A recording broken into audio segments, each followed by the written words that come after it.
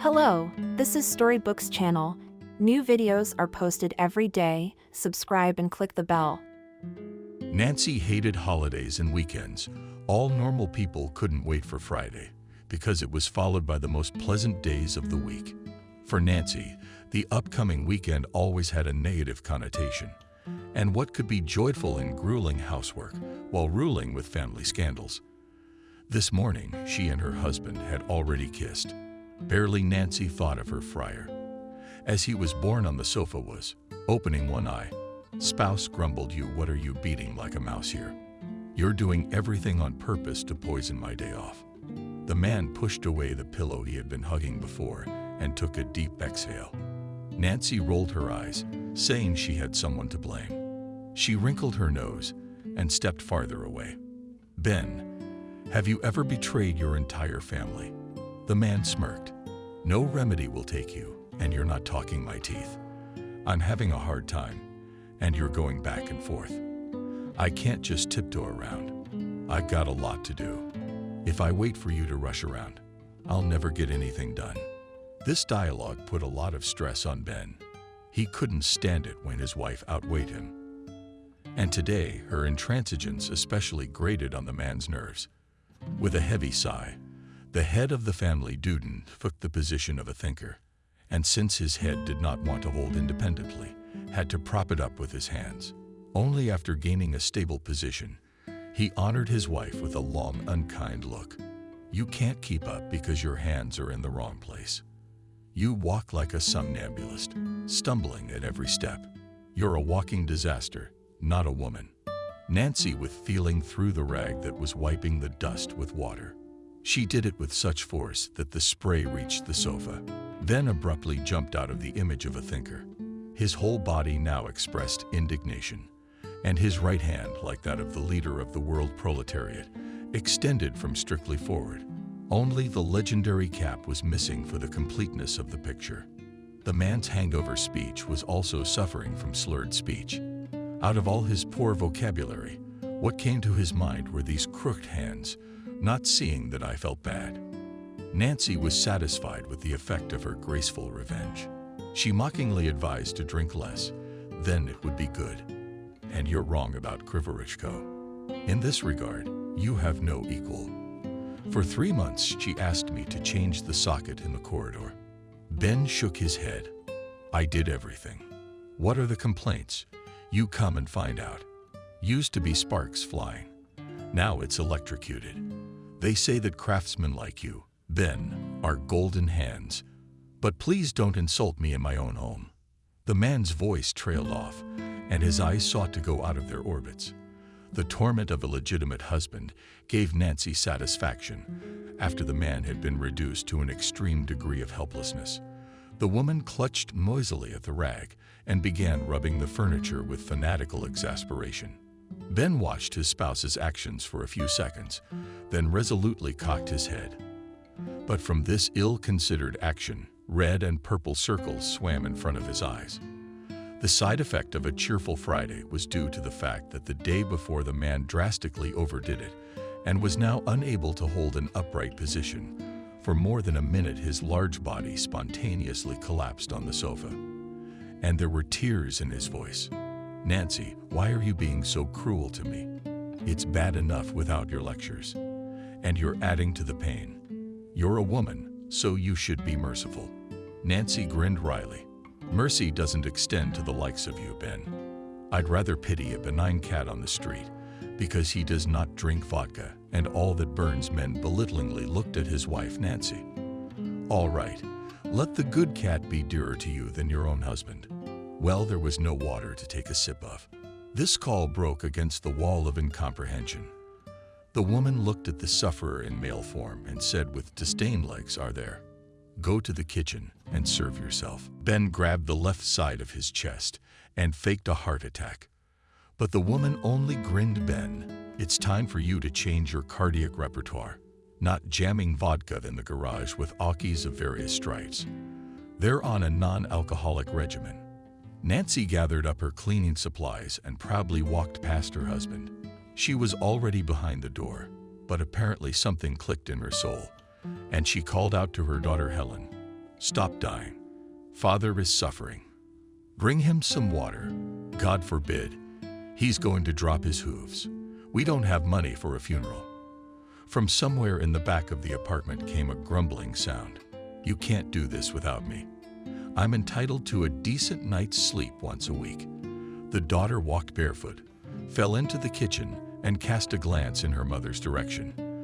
But the latter did not respond to her indignation. Helen filled a glass with water and headed for the sofa on which her father was suffering on drinking Ben in one gulp, and left the vessel. "Thank you, daughter. I have you as a true friend and comrade. And our mom, she's as cold as a queen from a fairy tale." Nancy couldn't stand it. She appeared on the living room doorstep, but now with a rolling pin. Really, this instrument in her hands of the enraged woman looked more like a bat. "I see you've been sneaking around behind my back. Well, what I want to tell you is this. There are no lackeys here, and I don't have to fulfill your wishes.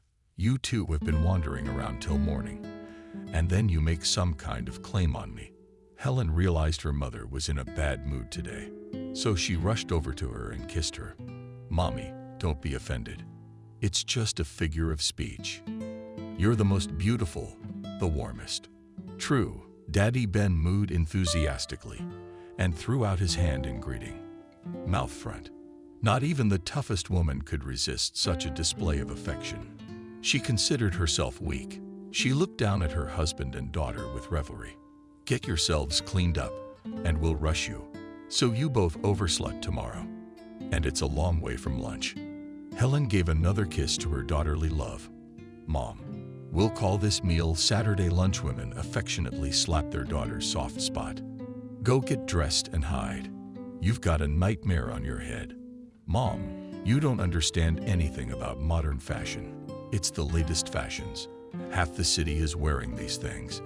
Helen kissed her father and ran to her room. Ben struggled to get up from the sofa and wandered into the bathroom. "I have to take a shower. I've got you too stormy today." Soon there was a steady sound of water, and Nancy calmed down a little. She tried to turn her attention to her current problems, but suddenly her husband's cheerful voice came from the bathroom. "Nancy forgot to tell you that Molly is here. I met her yesterday, and she asked if you could come by. As soon as she's free. She's not much of a lady. She could have come herself. The crown won't fall off her head. Do as you please. My business is small." I was asked. I passed on the information. In just 10 minutes, Ben had undergone a dramatic transformation. A healthy blush burned on his cheeks. There was no more hangover cloudiness in his eyes. Nancy held her gaze on her husband and said with satisfaction, "Well, now it's different. You look like a human being now." The man threw a wet towel into the bathroom and tried to hug his wife, but she wrinkled her nose. "Ben, do you smell so bad you can snack?"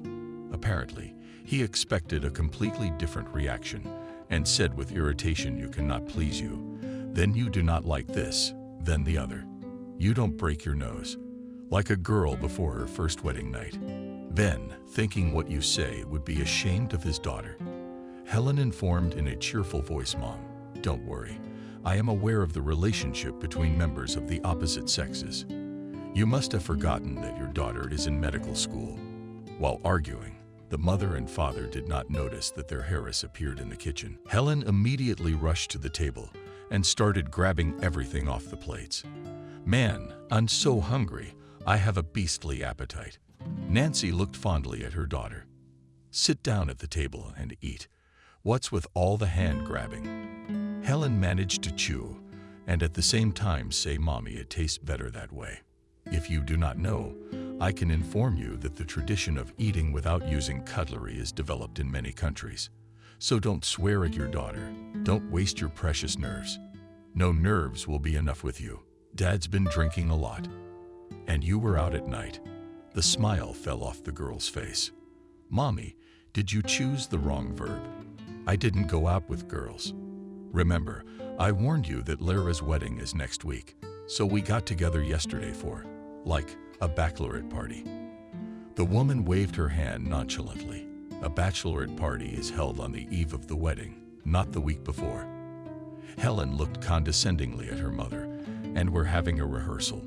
Nancy repeated the dismissive gestures and said in the same tone, "What a life.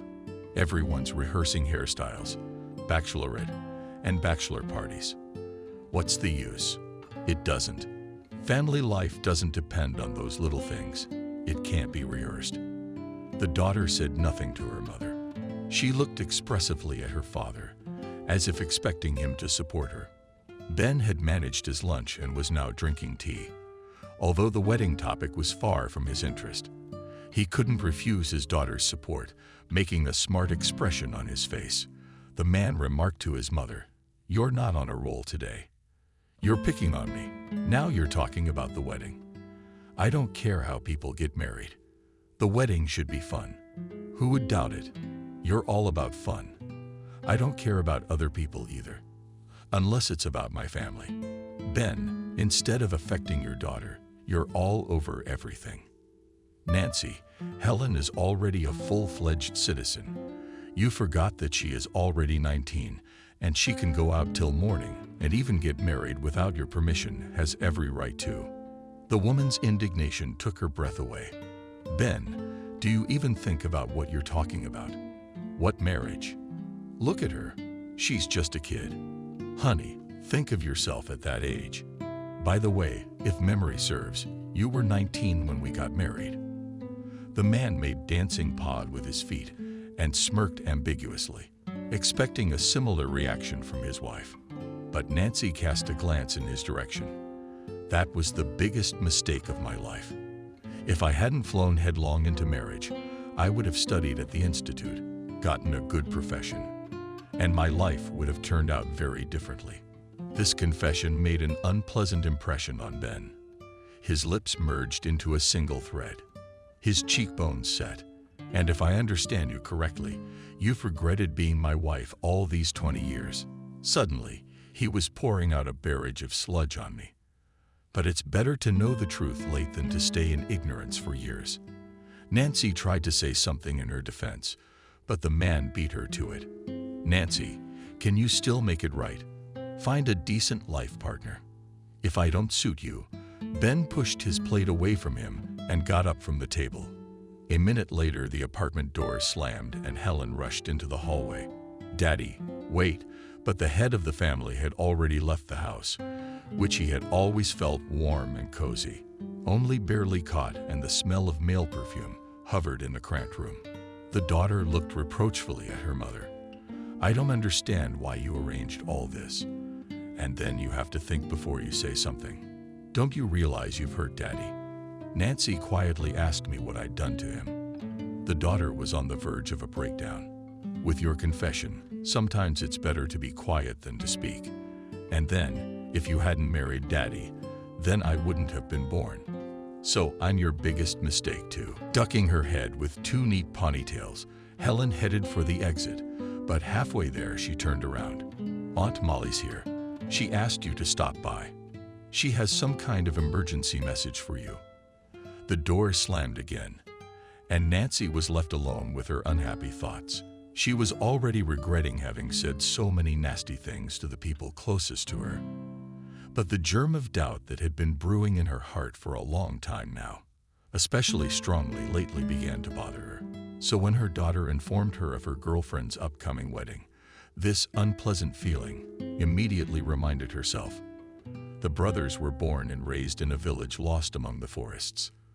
But like most young people of the post-war era, they were eager to take part in something important the country and take. The elder James, after serving in the army, set out to conquer the North. He dreamed of sailing the sea, but after 2 campaigns he realized that he would not make a navigator. The first failure did not deprive the enthusiast of faith in his abilities, and James got a job at a mining enrichment plant. In this field he found himself and wrote optimistic letters to his relatives.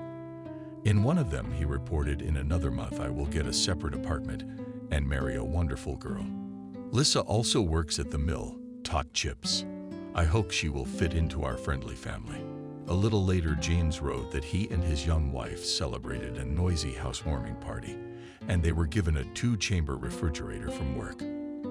At that time, such an appliance was the dream of all Soviet housewives, so the brother's mother was proud of her eldest son's achievements and read his letters aloud in the store.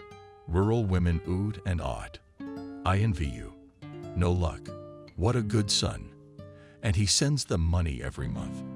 Envy bit the younger brother's soul too. Alex also dreamed of success and getting rich. However, his plans did not include moving too far away from his native land, and he found an interesting occupation in the regional center. After studying at a vocational technical school, Alex got a job in a construction organization. He started out as a simple laborer. Then he entered the institute by correspondence and became a site foreman. In his personal life, too, everything developed in an increasing way. Alex married a modest girl, Kate, and a year later Nancy appeared in the family. The first childhood memories of his youth are connected with his father. Alex took his little daughter to the construction site and showed her from a bird's eye view of the mountains. Watch, daughter, and memorize how cities grow. Nancy was breathless at the panorama below, but she wasn't scared at all because Daddy was there. She was very proud of her father. And first in kindergarten and then at school, she told her peers, "My daddy has the most important profession in the world. When I grow up too, how will he build cities?" Parents condescended to the plans of the little daughter, but so far did not interfere with them. Only when the girl became older, her father began to make attempts to redirect her to the wall around so many other very interesting activities. "You're a girl. You'd better choose a quieter profession. Could you be like Mom and become a nurse? It's a very respectable profession. You'll always be clean, warm, and in a white coat." Hearing such speeches of her husband, Kate was indignant. "Alex, why advise your child on something you have no idea about? Medicine is only at first glance an angelic field, but in reality, there's suffering and death every day. So don't get ahead of yourself. The time will come, and Nancy will choose a career of her own. Your brother and his wife are very well settled in life, rolling around like cheese in butter. They've got a big apartment and a car. They can afford things that others dare not dream of." Nancy listened to her parents' arguments and memorized. She knew about the existence of her relatives, but she had seen them only once. The girl was in 3rd grade when Uncle James, along with his wife and young daughter, came to visit them for 2 days. Dad's brother was very funny and joked a lot. Life is like a weather forecast. Everything comes true exactly, but at a different time. In general, Uncle James had a saying for every occasion. I remembered only one saying from a whole arsenal for all my life. If we imagine that an ordinary gymnasium is a school of wizards, then all students can be divided into 3 categories: wizards, magicians, and sorcerers. The girl laughed at this caustic definition because in their class there were only solid oaks, sorcerers. She decided to share her findings with Molly, Uncle Sergei's daughter, even though her cousin was 2 years younger than Nancy. She knew more than she could ever dream of. Molly couldn't sit in one place for a minute, and she was always bugging Nancy. "What are we going to do with you and me stuck at home? Let's go for a walk. You probably have friends." Nancy was eager to say there were friends in the yard and at school. "But your mom's looking at us like that." Don't mind her. She always looks that way because she doesn't trust anyone. Indeed, Aunt Lisa was the complete opposite of her husband. She was silent all the time and sighed unhappily when, after much persuasion, Nancy decided to take her cousin out in public. The aunt had rudely lashed out, not at her daughter, but at Nancy. "If you have an itch in one place, go for a walk, and Molly has nothing to do in the yard." Nancy cried with resentment. Alex stood up for his daughter, Lisa. "What's the matter? What did you run into?" "On the wall. You know, in our family, it is not customary to yell at children, and even more so to humiliate them." Aunt Lisa gave a squeamish wince. "I've already noticed that it's chaos around here. Everyone does what they want to do. In our family, the rules are a little different." The aunt had already prepared to share her experience of proper family life, but her husband judged her fervor, trying to restrain himself. James reprimanded his wife, Lisa. "You must have forgotten that we are guests. It means that you shouldn't go into someone else's monastery with your own rules." Molly's mother blushed with indignation and began to prove her husband right with the stubbornness of a blind man. "What did I say that was so special?" "Nothing. I'm just trying to protect our daughter." Uncle James threw both hands up as if he were going to throw a ball into the net. "Lisa, how many times do I have to tell you that a child is supposed to socialize with other children? He's supposed to be spoiled and do impertinent things." To his distress, Alex decided to support his older brother. "Really, Lisa, you have nothing to be afraid of. In our house live decent people, and the girls are not threatened in the yard." The aunt, with the same squeamish expression on her face, objected to the owner of the house. "I saw these decent people yesterday. Some of them are playing dominoes, and others are in the bushes thinking for two. I can imagine what kind of kids grow up with parents like that. Such a campaign is definitely not suitable for our daughter." At the end of this tirade, Lisa grabbed Molly by the hand and dragged her daughter into the room that the owners had allocated to the relatives. Already from there, the woman shouted in her own voice to James, "We're going home tomorrow." James felt uncomfortable with his wife's behavior. He grinned wryly and said to his brother, "Yes, Alex, real life is different from a fairy tale in that everything happens in it. On the contrary, you marry a beautiful princess who, after a year or even earlier, turns into a wart and already a toad or a viper." The next morning, the guests left for home in a hurry. Nancy did not even have time to say goodbye to her cousin. Since then, she has disliked her aunt with all her soul and once confessed to her parents. Molly is good, and Uncle James is good too. Aunt Lisa is a very bad person. If she comes to visit us again, I won't let her in the apartment. Alex tried to change the 10-year-old's mind. "Nancy, you can't judge a person by one act." Aunt Lisa was just in a bad mood and said something stupid. "Indeed, she is kinder. Aunts don't say such mean words." The wall was destined to keep its promise because Uncle James and his family did not come for a long time. The girl began already to forget about the offense against her aunt. One day at dinner, her father said sadly. James called, said that he was diagnosed with a serious illness, and he no longer works at the mill. Kate expertly said, "Unfortunately, many people pay for a comfortable life with their health. After all, nobody pays big money for nothing." Nancy realized that this conversation was not for children's ears. She kept silent and memorized everything her parents said. A few days later, the girl learned from her father that Uncle James and his family were preparing to move. Doctors said that in the north for his brother is unsuitable climate. In short, they are preparing to move. The daughter was burning with curiosity. She involuntarily burst out a question, "Daddy, and they will live with us again?" "No, Uncle James and Aunt Lisa are buying an apartment in our town. They have already found the right one." This news made Nancy happy. "Oh, that's great. So Molly's gonna live here now too, and we're gonna see her." "Of course you will.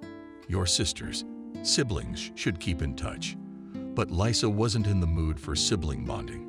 Immediately after moving in, she smiled wryly and remarked that we were very lucky to have the apartment. James wanted to be close to his brother. "I think it's best for relatives to keep their distance in every sense." Kate responded to that hint with, "Lisa, don't worry about it. Alex and I are not in the habit of imposing our society on others.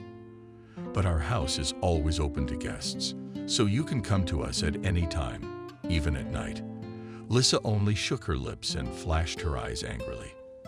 Because Nancy's mom had caught her off guard with her offer, despite her wife's prejudice against her brother's family. James was seeing Alex on a regular basis. They visited the old people in the village together and involved their daughters in these events. Lisa tried her best to prevent such meetings. Sometimes she even went to provocations, but it is known that any obstacle only hardens the character and friendship between the sisters, despite the tricks of Molly and Mother, only became stronger. The only thing that united both families was the worry for the older brother. The change of climate did not improve Sergei Evseevich's health. He slowly faded away before the eyes of his relatives. Kate, through familiar doctors, tried to arrange for her husband's brother specialist consultations in famous clinics. But even the most famous luminaries of medicine spread their hands. Unfortunately, the process is very neglected, and it is almost impossible to fix anything. James died when he was only 47 years old. Molly's father's death was the biggest tragedy of her life. For Nancy, it was also the first serious loss, because she loved her kind and cheerful uncle, who had his own quips for every occasion. It was the short and very apt sayings that she remembered most. Trying to calm the crying Molly, she repeated time after time, life as a holiday. And on holidays you can't work. Such days are supposed to be fun. The cousin was surprised. Nancy, what do you want to say to yourself? I just remembered your dad's favorite expression about life and holidays.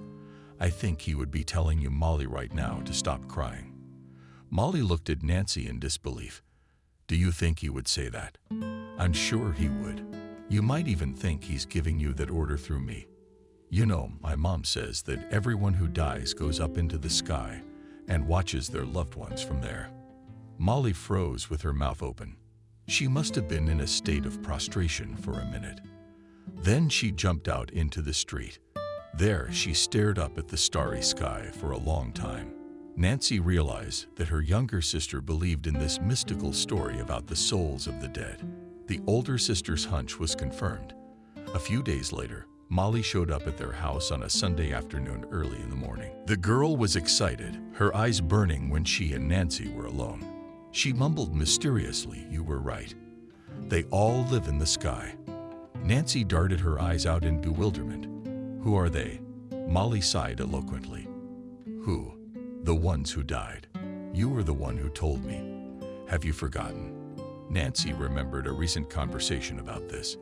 How you found out it was. Nancy became a little creepy because her sister's eyes were so fierce. Molly moved closer to her sister and whispered, "I had a dream about Daddy today. But it wasn't like a dream, it was real. Daddy told me that where he is now is very nice."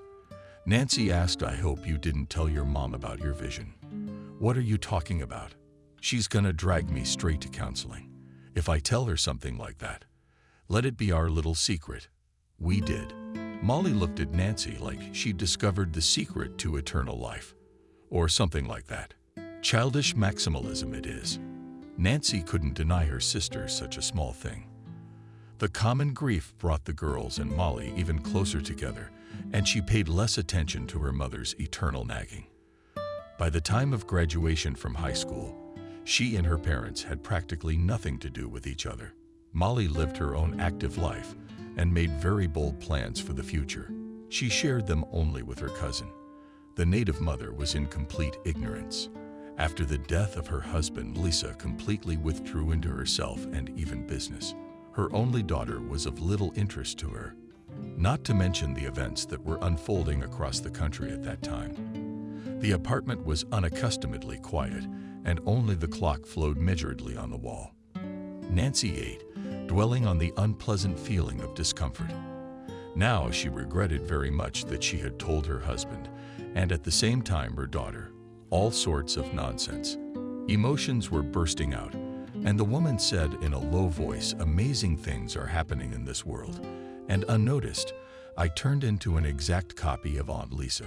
She's just as quarrelsome and mean. Can people change so drastically? What's wrong with me? I wasn't like this, wasn't I? Or just didn't notice? The woman didn't even try to find an answer to this question, because she knew it well, only she was afraid to say it out loud. She reluctantly set about cleaning up, but youthful memories came flooding back with renewed vigor. She could no longer resist the urge to see her sister, and Nancy began to hurriedly pack. Just need some air and distraction, and the bad thoughts would finally leave her head. I'm going to go tell a tale from my kin. Even though Natalka's made a lot of blood for me, still, we had a beautiful moment together. 20 years have flashed by imperceptibly, and during this time, a lot has happened in a series of different events. There were moments that today Nancy would rather not remember. But time, if it does not even cure old wounds, makes one look anew at the affairs of bygone days. Such were roughly the thoughts hovering in the mind of the 40-year-old woman as she rode the bus to the neighborhood where her aunt lived. Lisa bore her widowhood and fate with fortitude, and even with a sense of pride, she grieved briefly after the funeral of her beloved husband. She found solace in occult practices. In the late 90s, many were obsessed with fortune-telling on tarot cards, astrological predictions on the stars, and other hoaxes. Molly's mother was not just interested in such directions, she thoroughly studied them. And the aunt did not even try to hide from her daughter, where she disappears in the evenings. Molly was horrified when she found out and immediately ran to her relatives. Uncle Alex, Aunt Katja, help. I'm very afraid for my mom. She goes to some very dubious events, and strange people I'd never seen before started coming to our house. Alex promised his niece, "You're not prematurely pining away.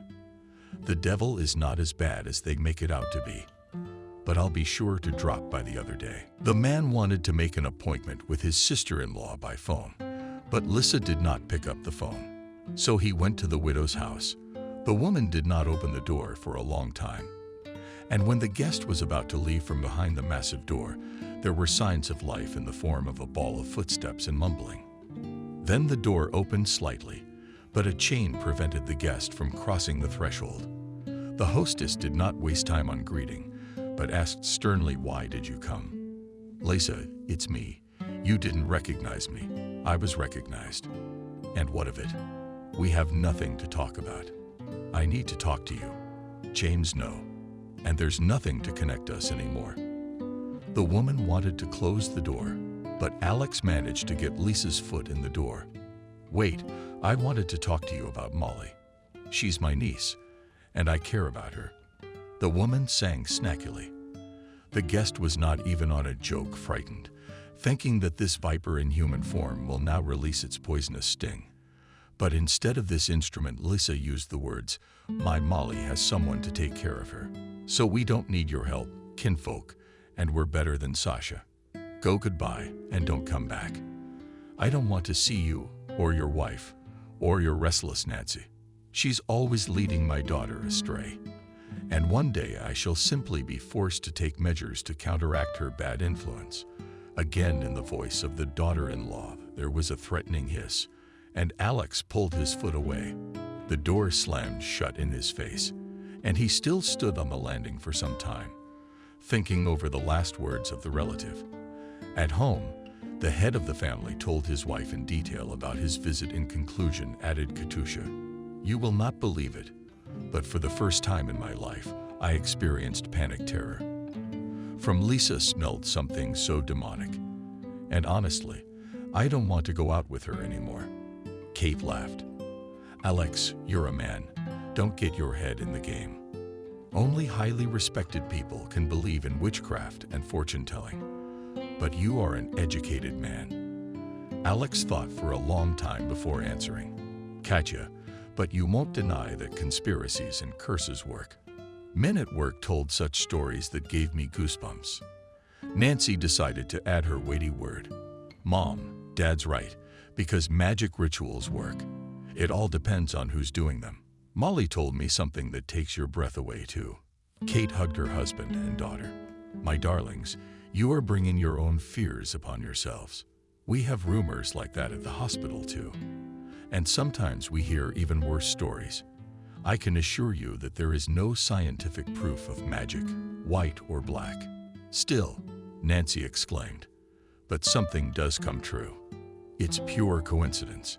Human life is full of different events, so coincidences are not rare. But for some reason we try to explain such facts with mysticism." Nancy very much wanted to believe her mother, but all the subsequent events convinced her that there are no coincidences. After that fateful visit of Alex to her brother's widow, only a few days had passed, and Molly appeared at their house herself late at night with a suitcase. It wasn't hard to guess from the redness of the girl's eyes that she had been crying. Kate rushed to her niece at what had happened. "Don't you look like yourself?" Molly appeared in the hallway. I can't take it anymore. Mom's completely lost her mind. She let a whole bunch of strangers into the apartment. She says they're the best magicians in the country. They sort of came to the contest, and my mom voluntarily and gratuitously decided to give them our apartment for temporary residence. Alex excitedly said maybe I shouldn't have left my mom with suspicious people. The niece hotly objected. Uncle Alex, what can I, a schoolgirl, do? I told her that I'll stay with you until these people change from our house. They're generally so harmless, except for one. Her name is Military. She's all black, and her eyes are black too. How'd she stare at me?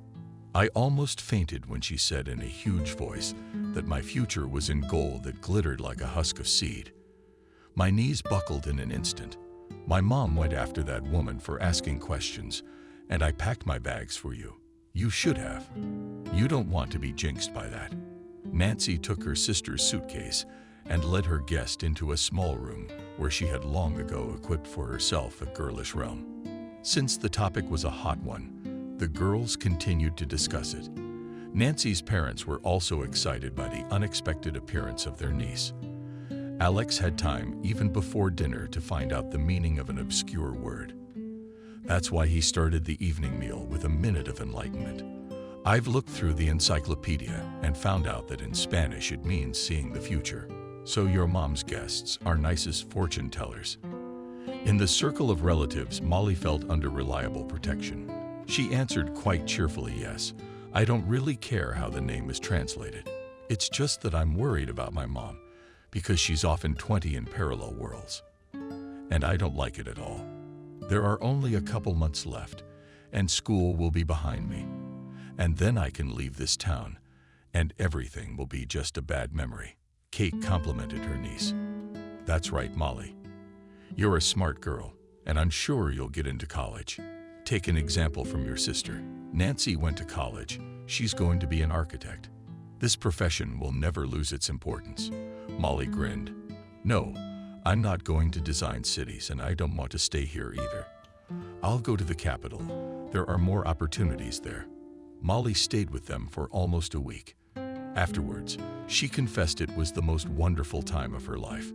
But suddenly, Lisa showed up in person to pick up her daughter. This time, however, the relative was the personification of peace. Kate, though surprised by the visit, was also hospitable. Lisa, come in. We were just about to have tea. The girls made cupcakes. Let's taste them together. Mila smiled at the invitation, but refused to have tea. Some other time, we'll have tea. There's no time now. I'm actually here for Molly. Lisa stomped in the hallway, waiting for her daughter to gather her things. At last, Molly appeared with her suitcase and said to the guest in a monotonous voice, You don't hold a grudge against me. I didn't mean to offend you. Thank you for taking Molly in. Alex was very glad that his daughter-in-law showed some humanity. You're welcome. We're not strangers. Aunt Lisa looked at him with a strange look, and then said in the same colorless voice, We should be careful at bus stops, especially in the evening. They're running around town without great-grandchildren. Drunk. An icy chill ran down Nancy's back. Aunt Lisa, what are you talking about? Did the aunt look at her? It's no big deal. I just wanted to warn you. And you get ready for the wedding. You'll be married soon. Nancy laughed in her aunt's face. Aunt Lisa, you're not making any sense. You sound like a real fortune teller.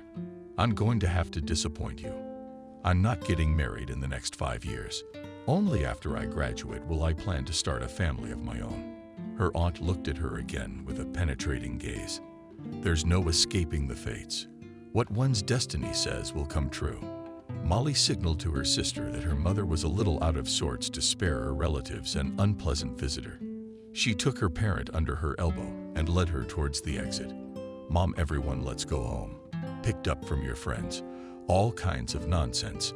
And now you're talking nonsense. When the sister-in-law and niece disappeared out the door, Alex twirled his index finger at his temple.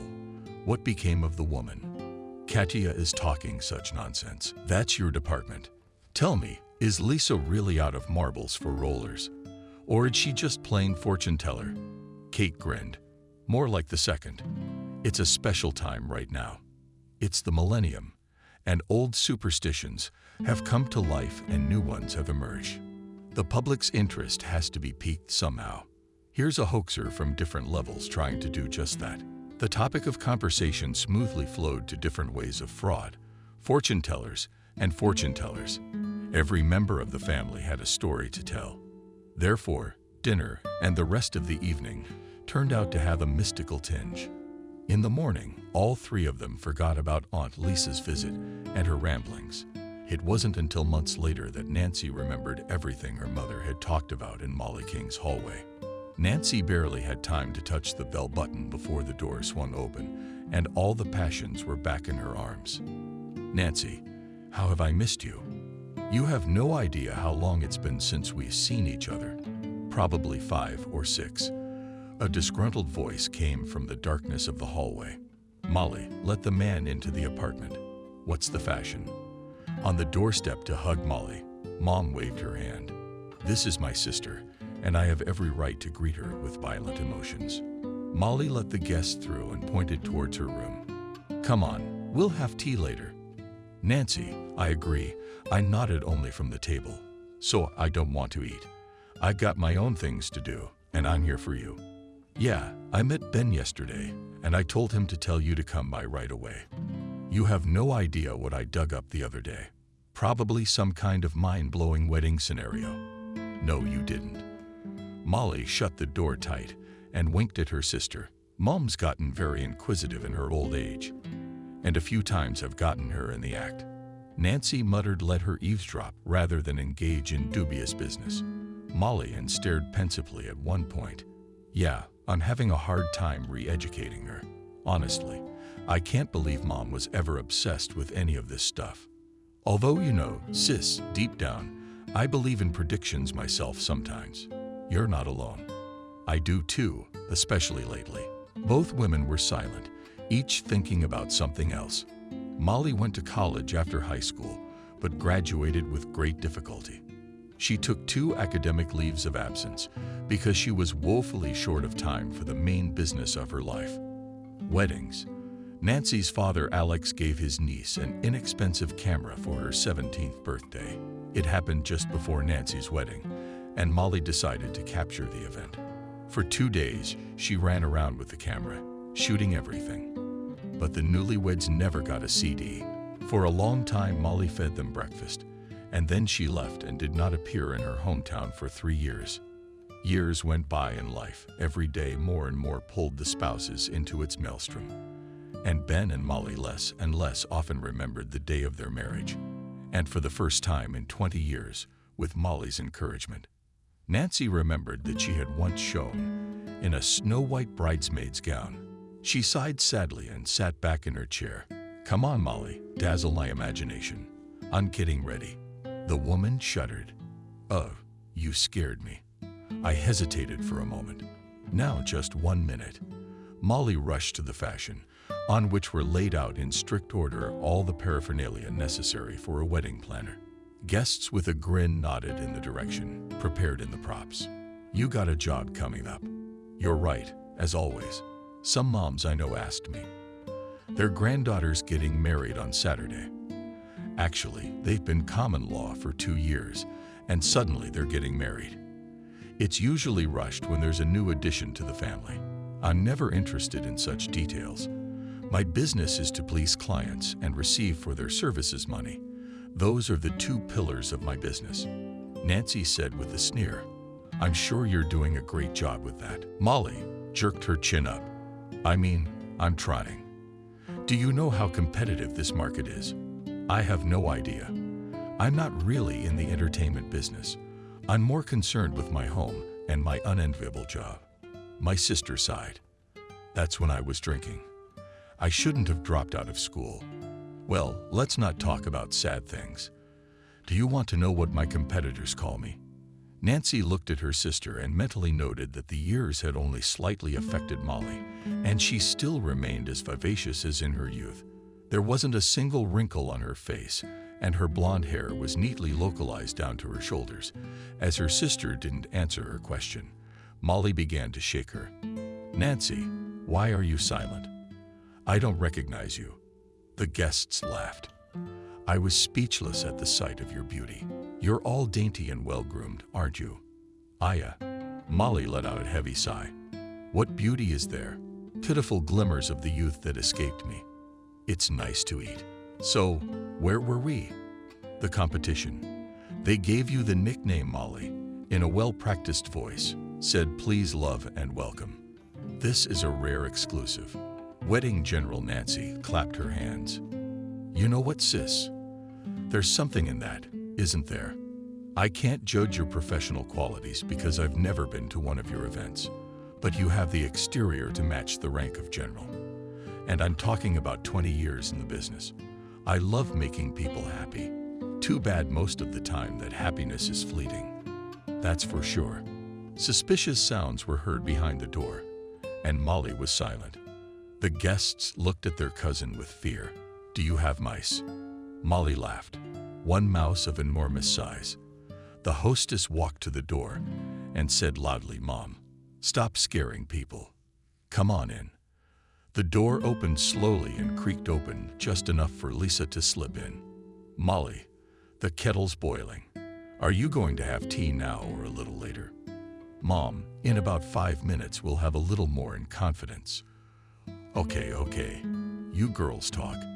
And I'll wait for you in the kitchen." The door closed, and Molly confessed to her sister. "Sometimes I feel like Mom's trying to make up for her past mistakes. I feel sorry for her, but I don't know how to help her." "Molly, it's very simple. You have to love your family. Parents value love, care, and respect for their children above all else." Anastasia's voice treacherously trembled, and Molly hugged her sister Nancy's ears again. "Don't beat yourself up. It wasn't your fault. It was an accident.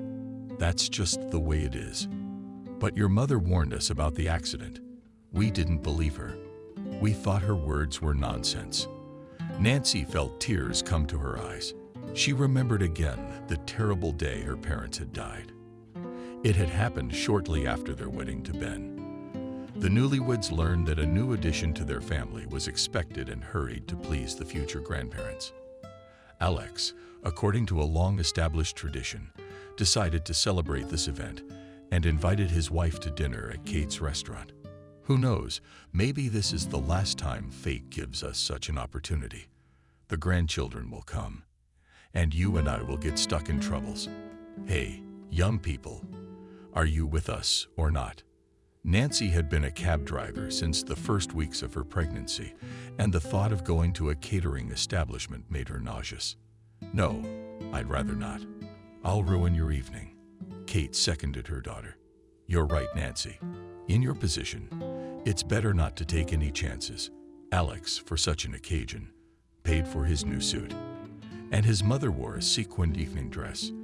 They ordered a cab, and in farewell, the mother, already from the car, shouted, "Tomorrow morning we'll call each other." Nancy did not even suspect at that time that it was the last time she saw her parents alive. As eyewitnesses told later, the couple were among those waiting at the bus stop for the last bus. Nancy's parents usually used their own car, but her father never got behind the wheel, even if he killed a little. So that evening, the couple decided to take public transportation. Besides them, there were 6 other people at the bus stop, but no one noticed how a foreign car jumped out of the corner at a great speed. Everything happened in a split second, and the silence of the night was broken by the screams of the victims from the action of the accumulated. Nancy's inadequate parents were in the epicenter of the accident, and both died on the spot. It was a terrible blow. Had it not been for Molly, Nancy probably would not have recovered from that tragedy. Strangely, after the deaths of her late husband's relatives, Lisa had permanently abandoned her fascination with otherworldly practices. Molly still had her arm around her sister's shoulders as well. Nancy stroked her hand. "Thank you for everything." "Why are you thanking me all of a sudden? Are we breaking up?" "No, it just came to me. It happens to me a lot too. I've been to other people's weddings. It's exhausting. Sometimes I have to turn myself inside out to get the damn fee in full. You know how demanding clients are nowadays. You sign a contract where everything is laid out, and some particularly zealous characters start picking out flaws. About 2 years ago, I had such a case that one super-duper dad rejected my script. The man found a few games with guests offensive, and he reduced the fee himself without warning. I didn't know there was such a thing. How'd it end? In court. I'm not the kind of guy who gets screwed over with impunity.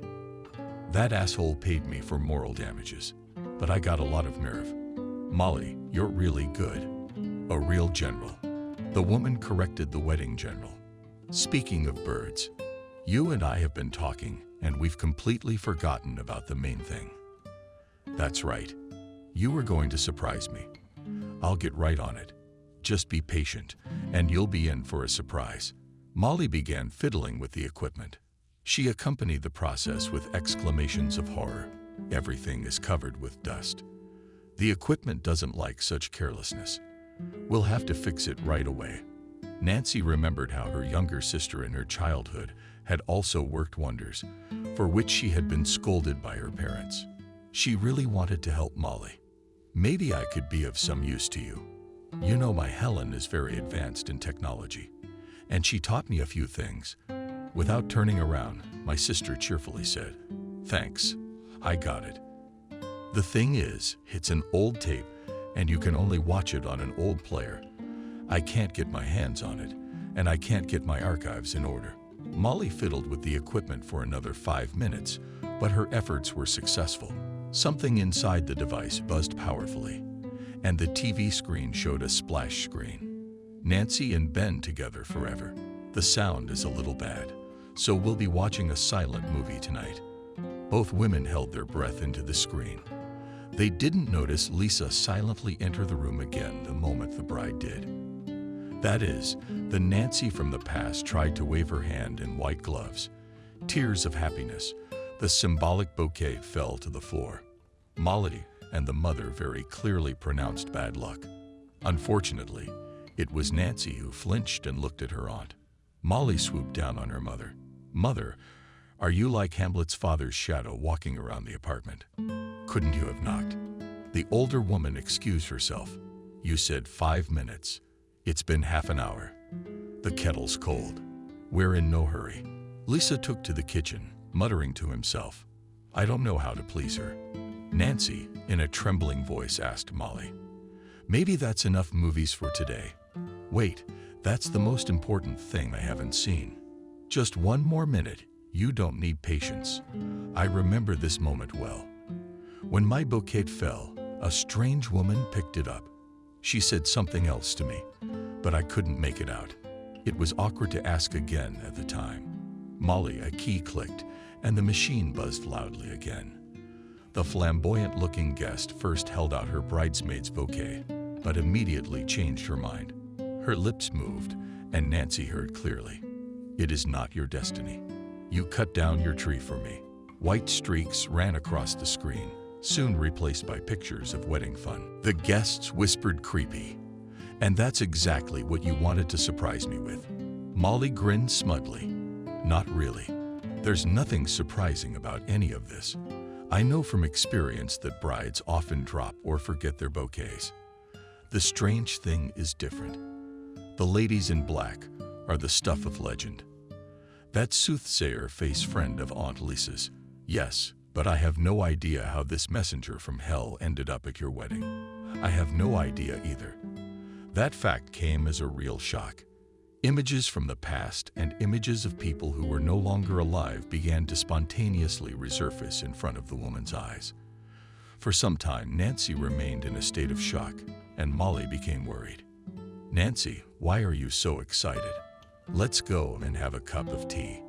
You'll be out of here in no time." "No, I don't feel like doing anything." "Look, don't worry. It's all over and done with. If I'd known that movie would make such an impression on you, I wouldn't have shown it to you." Nancy got up abruptly, "And I'm going to go. I need to be alone for a while." Molly, not hiding her resentment, muttered, and the tea mother tried, already prepared everything. "Molly, don't be offended. Next time, we'll have tea." And so we sat. "I don't understand, Nancy. Why are you making such a fuss? There's nothing we can do about it anyway. What's the point? You have a perfectly happy family. It's safe to say you've had a good life." "Yeah, you could say that. Or you could say it another way.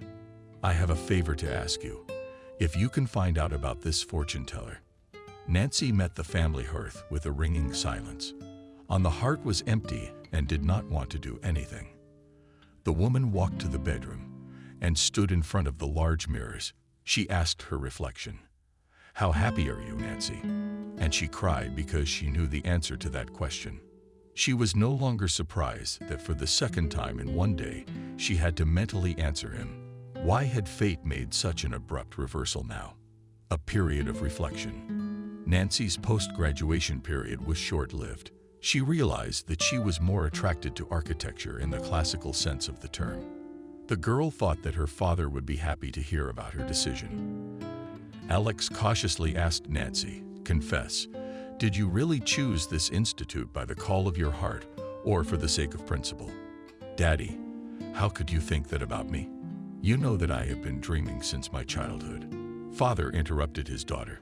"Childhood dreams and adulthood are not the same thing. Dreams most often turn to dust, and one realizes that one has fallen into one's own trap. I really don't want my daughter to be trapped like that. But if it's a sensible choice, I'm only happy for you." Nancy assured her father, "Papa, it is a sensible choice. I really want to be an architect. And it's a decision I made quite consciously."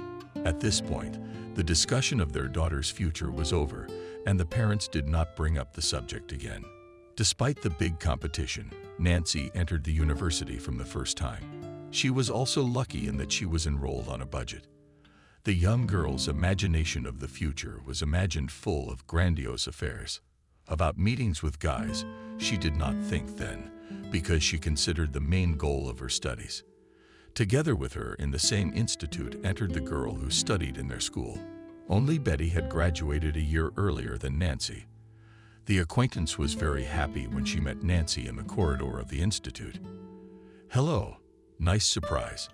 At least one familiar face." Nancy was happy too. "It's nice to see you too. What department are you in? Did you have to apply for economics?" "I didn't get enough points to get into the budget, so I had to apply for a fee. No other options. I failed last year. And this year I'm unlucky again. It happens. Yes, fate doesn't favor everyone, but unlucky in love. You know, I've got a guy who's got 1,000 kilos in the firm and money at our institute, probably the son of some important official." "No, you didn't. My beau has already graduated as a mechanic and works in a car service. The money's just flowing into his pocket. You know, I've only been dating him for a month, and he's already given me a ring." Nancy gasped in surprise.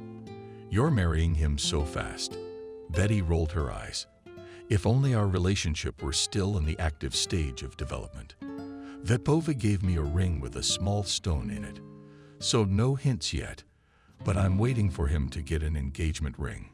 Such conversations between young men and maidens are frequent, and Nancy has had to listen to confessions from close friends more than once, and this time she only listened to Betty's revelations out of politeness, and by evening she had forgotten the conversation with her altogether. About a week later, the girls met again in the same hallway. Betty immediately gave Nancy a friendly peck on the cheek and said meaningfully, "You and I, like in the popular song, at the same place at the same hour. How can you not believe in fate?" Nancy waved it away. "Come on, it can't be otherwise. After all, we're at the same institute and walk the same corridors." Betty reluctantly agreed. "That's true, but I'm a bit of a fatalist. I'm generally fascinated by all things mystical. Then laughs at me, says my brain's turned the wrong way." Nancy thought she'd be offended by a guy who criticized her intelligence instead of complimenting it, but she did not express her opinion aloud, for she considered her acquaintance with Betty an inconsequential everyday trifle. What was my surprise when she saw Owl Island again the day after class? Betty was a little confused. "I'm sorry to barge in on you, but I have some business to attend to." Nancy was in a hurry to get home because she had promised her parents to clean the apartment, but good manners prevailed, and she asked politely how I could help you. The friend immediately became animated. "You see, my Ben is having a party tonight. He asked me to invite the girls so that their mail company wouldn't get bored. I asked my friends, but they all had emergencies tonight. So help me out, friend." Nancy intuitively put her hands to her chest. "Betty, I'm sorry, but I can't make it tonight either. I've got a lot on my plate at home. I have a paper due. I'll do it another time." She responded by tugging on the sleeve of her raincoat. "I promised Ben today, and I don't want to disappoint him. He's so cool, so macho, and I can already see myself next to him in a suspended dress." Nancy shook her head, and Betty continued to talk her down. "Look, this is a chance to find a good guy. My Ben doesn't hang out with just anyone. His friends list includes the sons of bureaucrats and professors. Betty, I don't need this. I'm not looking for a life partner yet. I have other interests. You should. You have to do everything in a timely manner, especially not marriage and children. That's what my mom says, and I trust her completely." Nancy did not enter into an argument with the intrusive girl and made a new attempt to get rid of her. But at that time, a young man of a political build approached them. "Tanyusha, this is your friend. Pleased to meet you. Ben, master of old and new iron." The guy extended his hand to her and had to respond with a reciprocal gesture. Betty's beau behaved confidently and even a little on the head, and Nancy was confused by such an onslaught. So it took Ben less than a minute to persuade the girl. She spent another quarter of an hour to warn her parents and change her clothes. The party was a buffet, so all the guests behaved relaxed. Nancy only drank orange juice. She wouldn't even touch the food. Betty stayed close to her lover all evening. She looked faithfully into his eyes and caught his every word. Such subservience disgusted Nancy, and she waited impatiently for this social performance to end. Several times Ben approached her and inquired, "Nancy, I hope you're not bored." She smiled. "No, not at all. You're having a wonderful time." As the guests began to leave, Nancy slipped into the hallway and pulled her coat from the coat rack. She opened the door. Outside, she breathed a full sigh and thought she had just wasted an entire evening. The next day, Betty voiced her grievances. "Why did you run out early? You could have warned me. I'm looking for my friend, and my friend isn't here. Our relationship is hardly what you'd call a friendship in the old days. So I don't owe you anything, and you don't owe me anything." I was very tired and decided to leave. Betty waved her hand. "Come on, you don't have to explain. It's clear enough." Everyone forgot and dispersed. Nancy was very happy about the peaceful resolution of the situation, but she still walked around looking around for a few more days. She didn't want to meet Tanya anymore, but quite unexpectedly, she met the fiancé of her acquaintance. It was all the fault of some malfunction in her father's car. Alex had been complaining about the problem for a long time, but he didn't have time to go to the car service. And one morning, when all the family wanted to go to the village, the car did not want to start. The men's side doomed all the dead. "My cars need to be repaired." Alex called his good acquaintance, and he promised to pull him to the nearest car service. "Alex, such masters there will put the car on a wheel by evening. In aviation, they put equipment on the wing, but here on the wheel. Really, it's a great idea." Alex agreed with that conclusion. Well done. I wouldn't have thought of that." Nancy had never been interested in cars before, but here she started to get curious. I really wanted to see with my own eyes how the craftsman would create a miracle. After all, my father's car was quite an ancient unit and needed to be replaced long ago.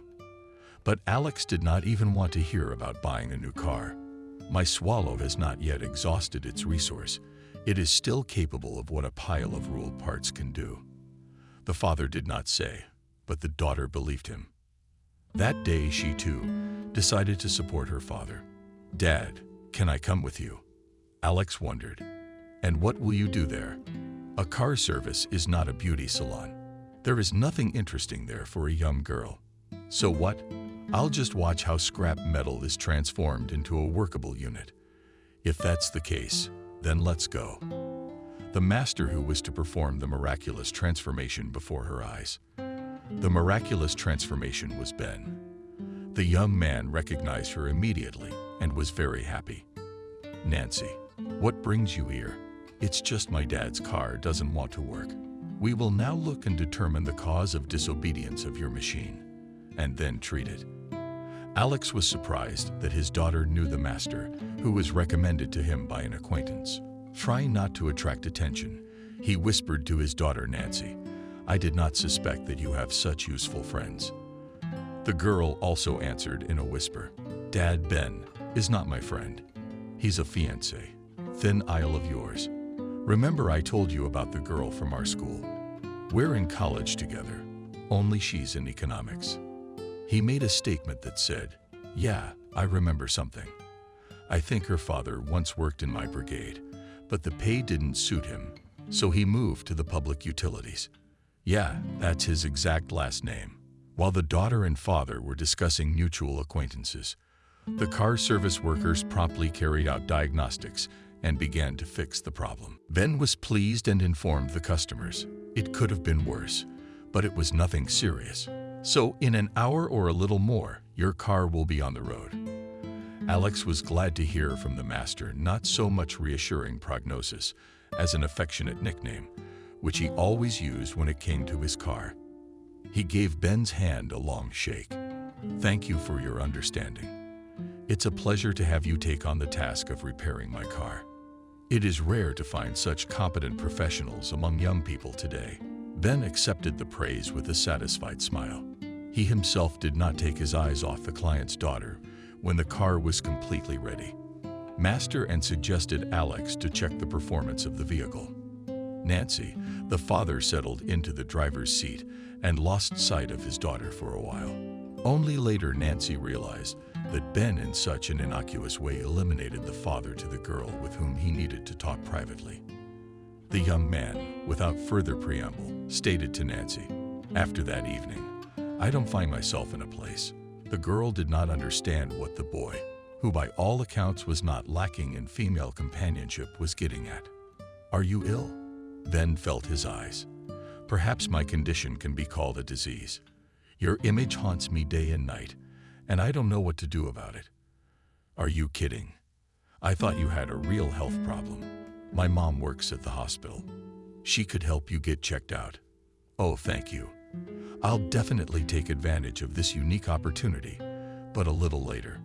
For now, I'd like to ask you a small favor." Nancy had a responsive heart, and she prepared to listen to the guy's request. She even thought that Ben would ask for something to put into words for Tatiana, but what he said instantly made the blood rush to her face.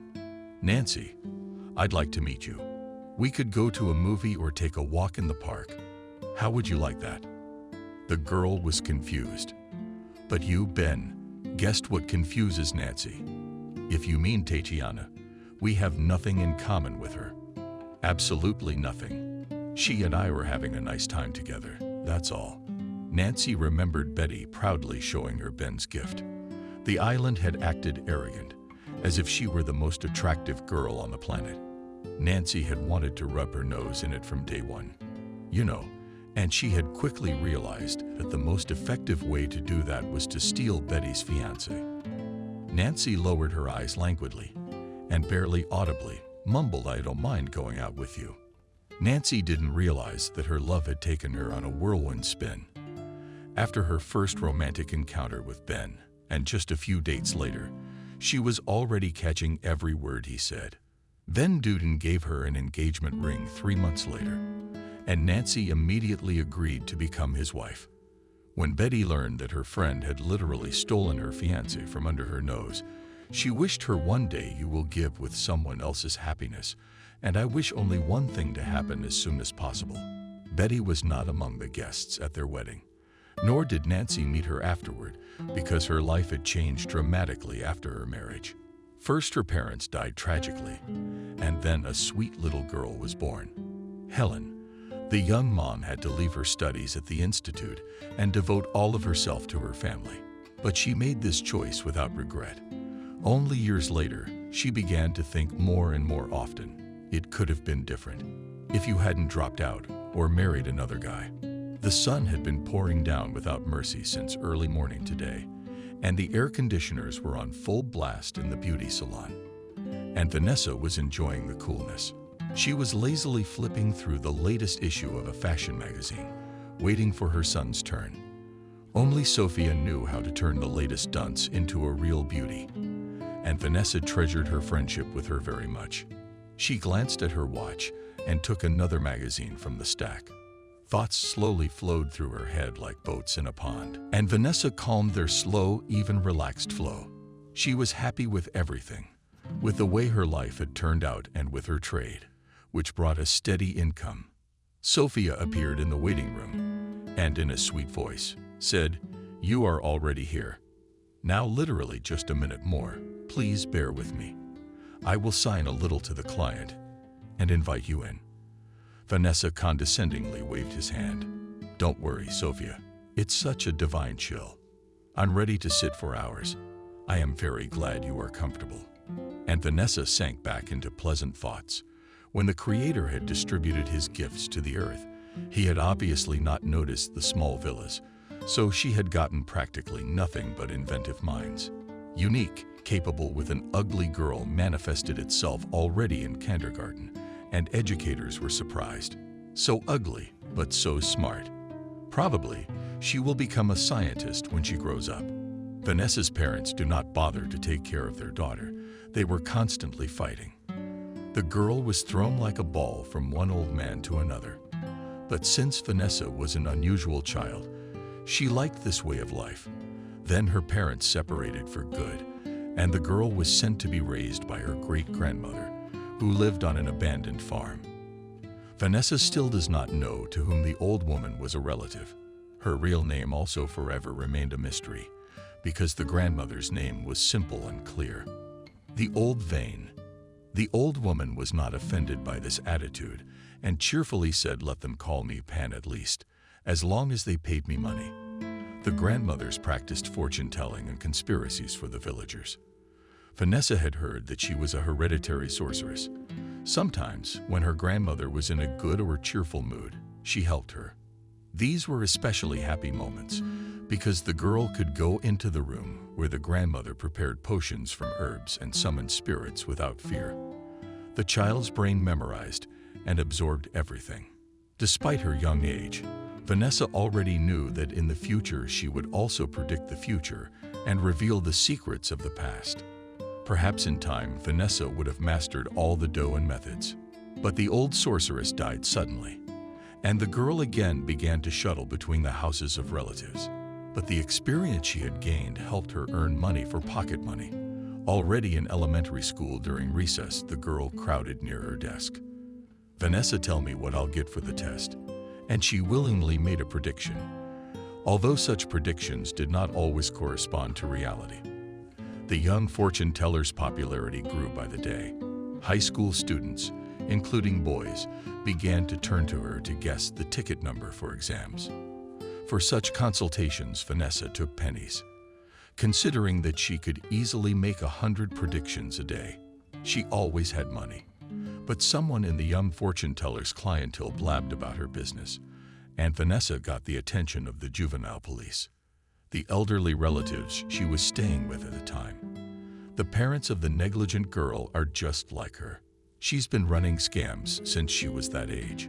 What will she make of it? Since the parents of the villa could not find even the best specialists of internal affairs, and all the grandparents went into complete denial. The bright girl was determined in boarding school, but the words Vanessa ran after her on her heels, and she did not have time to spend the night in the State House. No matter how much praise the clientele 30-year-old fortune tellers, in addition to the basic techniques, divination perfectly possessed the voice, and each session turned into a small but exciting performance. The teacher and nannies carried sweet gifts to the girls and asked them to say what would happen to their relatives of the same age. The boys were most interested, and they consulted her on the matter. Once the stableman called aside, and Uncle Peter, and embarrassed, asked to make him a conspiracy for a drink. "I'm not comfortable approaching you on such a delicate matter, but my spouse has not quite got me down. She eats me up, and every day they tell me you're gonna drink. I'll put you in the hospital. Make me a potion that'll make me feel better all at once." The request was unusual, but I was coming out of the recesses of my memory the recipe by which my great-grandmother had once prepared a decoction for the director of the local collective farm. A surprising thing, but the man stopped drinking. Peter's uncle was also satisfied with the result of the treatment prescribed by the little sorceress. In a burst of the kindest feelings, he advised her to make up a pseudonym for herself. That's what all the famous mediums do. If you don't know your name, your tongue will get confused, and your last name doesn't even sound good. It's rude and primitive. You'll have to come up with something to fit your brain. Willa thanked the stable boy for the tip and headed for the library. She spent several days poring through thick books until she found what Vivienne Monaco needed. She was sure that such a colorful pseudonym would ensure her a successful future. But soon the girl realized that for success is not enough for one voiced name. It still needs connections, and the circle of acquaintances of the boarding school graduate is too narrow. Vanessa realized that she only has to wait for that happy accident, which in an instant can change everything. 3 years passed in this waiting. During this time, Vivian received a specialty of the secretary at the local school. But to get a job, the girl was in no hurry. To provide herself with a tolerable existence, she began to visit strange places, where she fortune-telling to all comers. Especially good catch was in the electric trains, but after a few successful trips, she was found out by competitors and robbed to the thread. At parting, one of the freaks warned her that if you get caught again, you'll be in trouble. Vanessa did not risk her precious life and continued practicing in parks and recreation areas. True, in the wintertime visiting such places was minimal. Freezing. Citizens refused the services of the fortune teller, so she often went to bed with an empty stomach. The young fortune teller was quite desperate when the very case she had been waiting for came up. During one of her visits to the park, when she was in despair, she noticed a newspaper neatly rolled up in a garbage can. Vanessa immediately clicked in my head, and it's no accident. There's definitely something in this paper for you. Ignoring the chill wind, she sat down on the ice-encrusted bench and eagerly read the advertisements at the bottom of the page. In bold print was a message to all those who have extraordinary abilities. We invite you to take part in the first regional psychic contest. Then, in smaller font, followed a brief description of the conditions and the address where the selection would take place. Vanessa immediately felt a burst of energy. She was no longer tormented by hunger cramps in her stomach and dizziness. She could already see herself winning the contest, basking in the rays of glory. That vision almost completely came true, with the only difference being that hers came in second place. But the prize of audience sympathy was awarded to her, along with a pretty hefty sum of money. The contest was divided into several stages. But all this time, Vanessa lived in the apartment of a kind woman who was obsessed with occult practices. Lisa had a daughter, but she disappeared from the house as soon as she saw the strange guests in her apartment. Vanessa herself was not very happy as a child and asked the landlady, Aunt Lisa, if we should clean up. "It's awkward. We're comfortable here, and your daughter is nowhere to be found." "It's okay. My daughter has relatives across town. My late husband's brother and Molly's family came to visit. You're not shy. Make yourself at home now." Vanessa physically felt a thin string break in her heart. She cried on the bosom of this kindest woman and told her about her hard life. Lisa comforted her for a long time, and then the legend suddenly asked her for a picture of the relatives to whom Molly had gone. "Aunt Lisa, do you have a picture of them?" The woman was surprised. "Can you tell from a picture?" "I didn't." Lisa rummaged through the drawers of the dresser for a long time until she pulled out an old photograph. "This is just one of them. Here they are, the whole family, so to speak.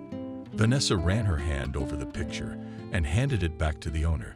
Things are not good in this family. Soon your niece will be in misfortune, and she's in no hurry to get married. The aunt was surprised. It's something out of a fantasy world. Nancy is only 19. She's still in school. And Molly never said anything about her getting married. And they're sisters, but as friends. Vanessa said sadly, "I'm rarely wrong. Practice makes perfect in our business. If you could tell me when their wedding is, maybe I can make up for it." But the most unforeseen thing happened. The young bride was so confused that she accidentally dropped her bouquet. Vanessa was nearby at the time. She tried to catch the crowning symbol, but failed. She picked up the bouquet and wanted to give it to the girl who was standing next to her, but she noticed an unkind glint in the stranger's eyes and changed her mind. There was nothing else to do but keep the wedding amulet. Of course, Vanessa was well aware of wedding customs, but she had no other choice. Unexpectedly, she thought to herself, wondering how the couple's lives had turned out. They must have split up a long time ago. Sophia, with a smile on her face, reappeared in the waiting room and cooed, "Forgive me, for God's sake. Such a capricious client. As soon as she saw that you also came to me, she started to be capricious. It's not like that, and it's sticking out. I had to redo almost the whole hairstyle." The fortune teller smiled graciously. "That's all right. Believe me, I wasn't bored, because I had time to think about important things. And then you have a really comfortable environment here." Ben had a hard time closing his eyelids. "Well, it's morning. Uncle Ben, it's time to get ready for work. Just thinking about the bosses getting in my face. I get so sick." Nancy rolled over on her other side. "Ben, you have to move the whole house. I wanted to get a little lower in bed today on the second shift. And on the subject of bosses, I can tell you that if you had your brains in the right place, you wouldn't have to take orders from someone else today." "Thank you." Wife was supportive. The man threw back the blanket and grabbed his pants from the chair, but while trying to pull on his tights, he got tangled in his pant leg and almost fell. What kind of life is this? Pants don't even want to listen to me. "Nancy, did you give me a steak or a potion? What kind did you slip me? I'm getting chalky in my old age. I've got nothing else to worry about. How can I poison you? You're the one who's trying to get off the hoof. If you don't stop drinking vodka by the bucketful. Why are you slandering me? I know the measure. If you knew the measure, you wouldn't have drunk your car dealership, and I wouldn't be counting pennies till payday. Wow, poor underprivileged people, you should have studied instead of dropping out of school. I'm sorry, but the cleaning lady pays the minimum wage." Nancy couldn't take it anymore. "Ben, you still have the nerve to reproach me. If I hadn't married you, I wouldn't have to drive a rag across other floors. You're the one who led me astray." The woman sat down on the edge of the bed and said dreamily, "And in general, if I had studied and received a diploma, I would hardly marry you." It was a hard blow to the male ego. "So you regret it? 20 years together. That's not a word. Suddenly, you're regretting it." Nancy was about to say something mean to her husband, but her daughter knocked on the door. "Mom, Dad, don't you get tired of the same thing every morning? If only, why do you keep trying to make the past go away? Normal people live for today." Ben grumbled to Helen, "Really, it's too late for you and me to change anything. Although you do have someone. I'm thinking, who is this mysterious nickname that keeps calling you?" Helen yelled from the kitchen, "Parents, I love you very much, and please don't make a scene like Othello and Desdemona." The couple laughed amicably, and Ben cheerfully remarked, "There's something to it. Although you will not be Desdemona, but Othello of me will definitely get the same type. Only if you believe Shakespeare, Moore did not use combustible mixtures. William just decided to hide this fact, so as not to disgrace his hero." Nancy looked at the hero's watch. "If you keep scratching your tongue, I'll definitely be late for work. And the boss is happy to cotton on to you. You're glad. Why should I suffer? I'm never late, and the bosses appreciate me. Time was really running out, and Ben was eating breakfast on the go. He was almost at the door when he remembered Molly's call. Nancy, yesterday, when you were away, our wedding general called. She said she had some important information for you. Call her cell phone tonight. The woman grumbled in her heart. Once again, this beast ran away without saying goodbye. What kind of manner? Is it so hard to come in for a moment, to talk humanly? Helen stuck her head through the open door. Mom, you know that Aunt Molly is not an ordinary person. I don't know how you can do this for almost 20 years in a row. I would have lost my wedding business for sure. That's what it looks like from the outside. And when pressed, you learn to sing like a nightingale and polka butterfly dance. Helen looked at her mom's mother with an expressive look at her mother's mother. I don't like that you and your father are always fighting. Maybe we're boring each other. That's what happens in life. People live, and then bam. They can't stand each other. Mom, you surprise me. I always believed you two loved each other. Love is only in books and movies. Life is so much simpler than that. You better tell me, do you still have your phone number? Helen carelessly threw Mom. Today, there are more convenient and faster ways to get in touch with the right person. I'll set you up with a virtual conference call. Just tell me when it would be most convenient for you to talk to Aunt Molly. Tonight, Nancy thought for a moment. Just, don't say anything to your father, and you don't want him to hear what we're going to talk about. Helen held his breath in anticipation of something interesting. Mommy, can I have some secrets? I love secrets and mysteries. I confess I overheard a little bit of your conversation with Molly last night. You were talking about a wedding, some fortune teller you mentioned. I'd love to be at the center of something intriguing. The woman interrupted her daughter's reverie. You should be thinking about your studies. The session is coming up, and you haven't opened a single book.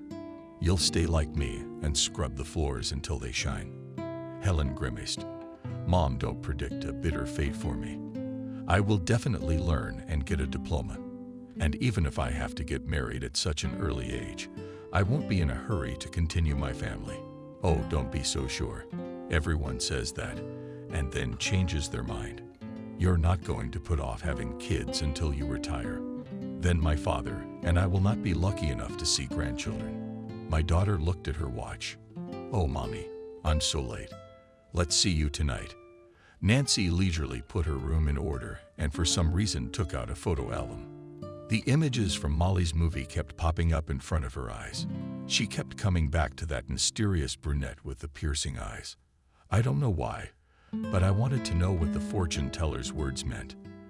The time dragged outrageously slow, and she barely waited for Helen to return. Her daughter immediately skipped into the kitchen. Mammy, I remember everything and about our conversation, and about the promise not to say anything. Daddy, now, I'll just pop something tasty in my beak, and you and I will call Aunt Molly. Nancy had never communicated with her sister via video link before, and it was a real miracle for her to see her own face on the screen. The sisters said hello, and Molly got right down to business. Nancy, I'm sorry, but I'm running out of time. It's another wedding. Yes, it is. But it's Wednesday. People get married on Mondays. There's nothing you can do about it. Okay, let's not get sidetracked. Turns out my mom still keeps in touch with her. It'll be nice when I get to meet this woman. Are you sure you want to meet her? Think about it. Maybe we shouldn't change anything. Okay, I'll think about it. Then you let me know or get Lena to send me a message. The screen went out, and Helen said disappointedly, I still haven't learned anything interesting. Nancy felt incredibly tired. You still have interesting things ahead of you. Take your time, daughter. I'm going to go to bed. And will you feed Daddy when he gets home from work? Nancy had hoped she would be able to sleep. But now, after talking to her sister, anything but sleep was coming into her head. She was going over all the events she had to remember. And now one came up that she had long forgotten. It wasn't even an event. It was one phrase Ben had thrown at the wedding. It was the one that had left her confused. Even the mood was gone. By the end of the party, She told herself it was all a figment. Her fantasy had played out. The case was like this. They were accepting congratulations, and Ben was smiling contentedly, hugging her. Nancy was hot, and she threw off his arm. The young husband leaned toward her. "What's all this caprice? Don't you realize that you look so good? Only next to me alone you're not so good anymore." He put his hand on her shoulder again. Nancy wondered, wondering if he really thought that, or if he was just making a bad joke. Of course, she really wanted to find out. But then she got dizzy, forgot herself, and decided she was smug. Her husband had blurted it out without thinking. Now lying on the bed, she recalled some of their moments, some of their phrases, and she realized that Ben, even now, after he was only a short time away from being a real alcoholic, he sincerely thought he'd done her a big favor by marrying her. He also really didn't like the fact that she was working as a cleaning lady. Nancy sat up abruptly in bed. It was true, after all, when he had to sell his auto repair shop because it had stopped making a profit. Profits, as you know, are made by the businesses that are run. He naturally got drunk and consoled himself in the kitchen. "It's nothing. But now we have a nice family. An unemployed man and a cleaning lady. That doesn't sound like a businessman and a cleaning lady." Nancy hadn't paid much attention to his words then, but now she felt very hurt. The woman quickly got out of bed, opened the closet, took out a sock in which she hid her rainy day supplies, took a few bills from it, dressed, and moved toward the kitchen exit. Helen peeked out. "Oh, Mom, where are you going?" "Daddy will be here soon." Nancy grinned wryly. "Well, he'll only be here in his usual state, not even realizing what's for dinner or who's home. I'll be back in a couple hours. My mom's all out." And that has something to do with it. Nancy didn't let her daughter finish her sentence. "Stop making up stuff. Nothing has anything to do with anything. I just decided to get a haircut. I've been walking around like a bum." Helen's mouth slowly opened. For as long as she could remember, her mother's was unchanging. She couldn't imagine her mom. "You're so full of it. Go on, go. Our happiness will be crawling in soon." "Mom, why are you doing this?" Nancy didn't answer anything. She went out into the yard. That's where Ben's supposed to come from, so she'll go the other way. She walked for a long time, hesitating to enter the hairdresser's shop. It was probably because she hadn't been to such places for a long time. Finally, she made up her mind. "Hello," the master turned to her and smiled. She had just styled a black-haired woman. "Hello. I'm sorry. We're full for the day." "Excuse me." Nancy was about to turn around as a customer. Sophia said suddenly, "Your last client for today is not coming, so you can safely take this woman. You're just finishing up."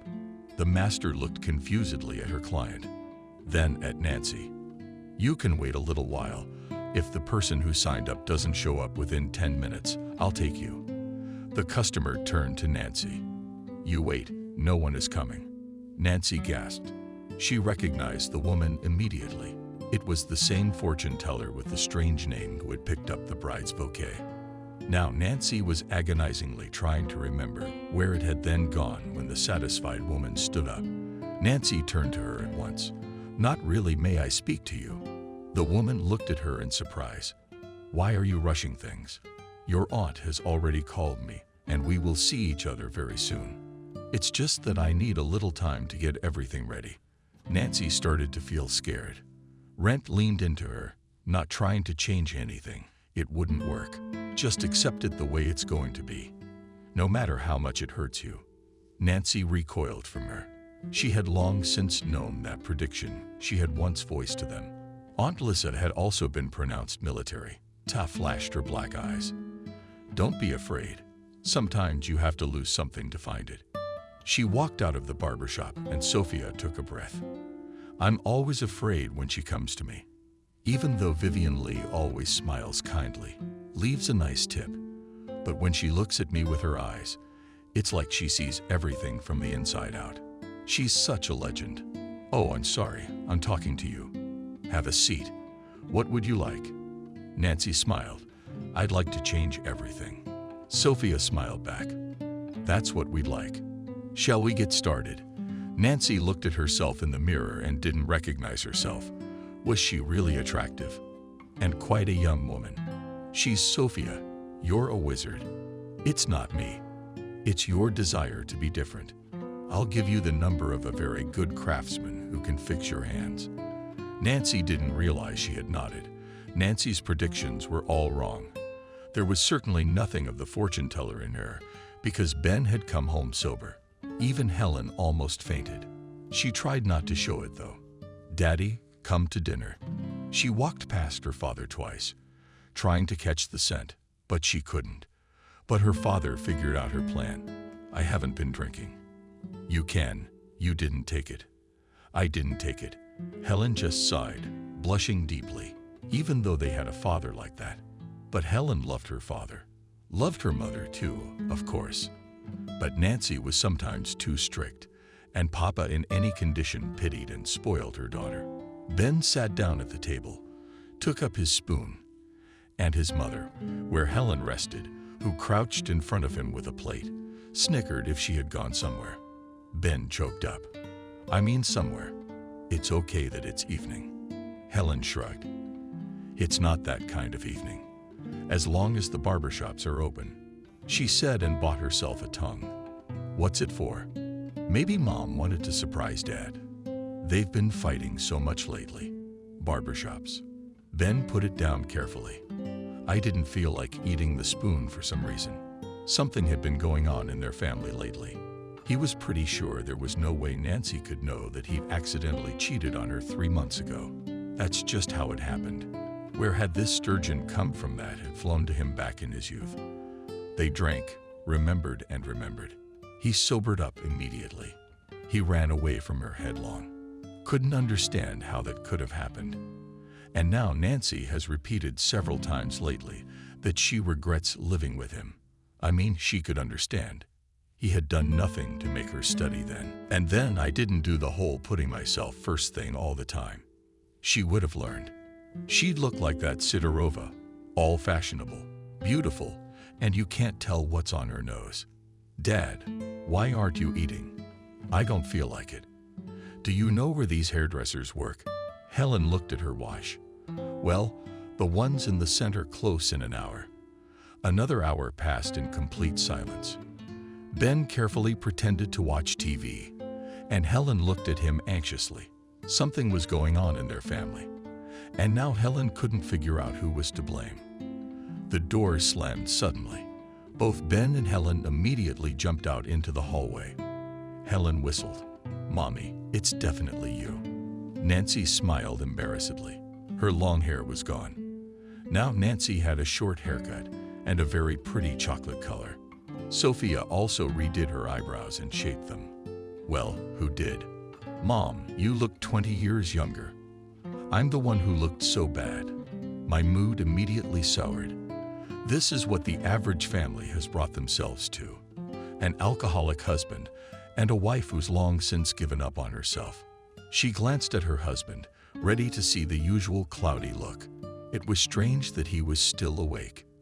Usually by 9 o'clock he was already wasted, spreading the smell of booze around him.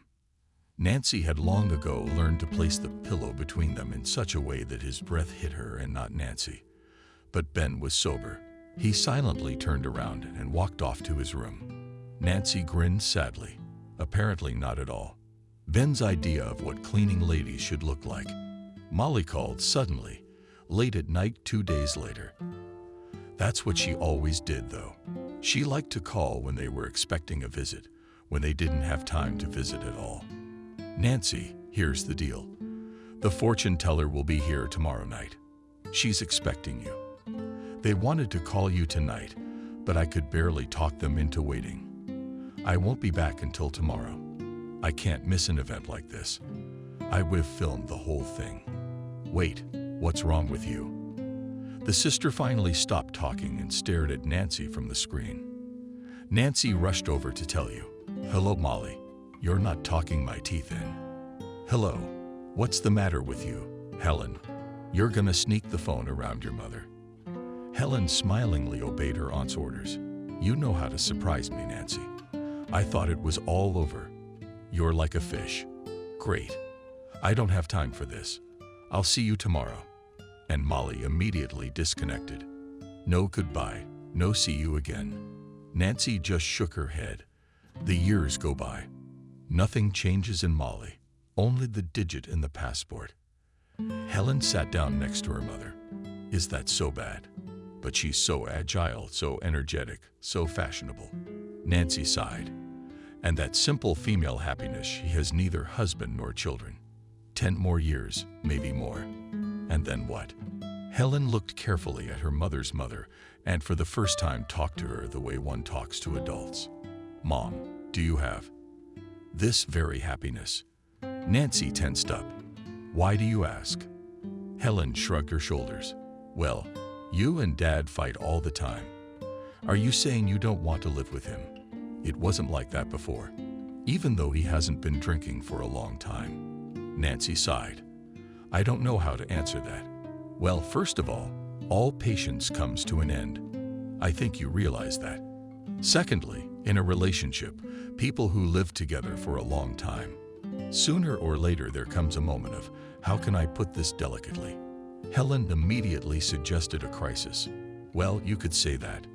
Thirdly, yes, I have female happiness. As strange as that sounds, I have you and your father. We had a lot of good years before he got like this. Mom, why did he get like that?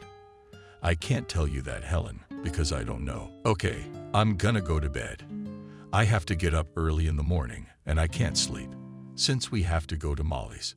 Helen got up. Mom, take me with you, and I'll take one look at her. I'll see who I can get a look at. She's not so famous now, but she's still in the papers. She used to be a star. Nancy was just about to read to her daughter that she didn't need such meetings. As the front door opened, Ben arrived on time, which meant he was sober again. Sober Ben was not part of Nancy's plans. She'd explained to him 10 times yesterday that she had a headache. That wasn't going to work tonight, so she'd have to pretend she was asleep. Yeah, okay, but to keep me quiet in there. Nancy quickly shut the bedroom door behind her. Helen was old enough to realize that this was her mother's way of avoiding seeing her father. Hi, where's Mom? I bought a cake. Helen suddenly felt so sorry for her father. Dad, she's already gone to bed. She has to get up early. Ben looked upset. Yeah, that's right. She's a daughter. Let's go and have tea with you then. Helen nodded readily. Come on, Dad. Ben was sober again.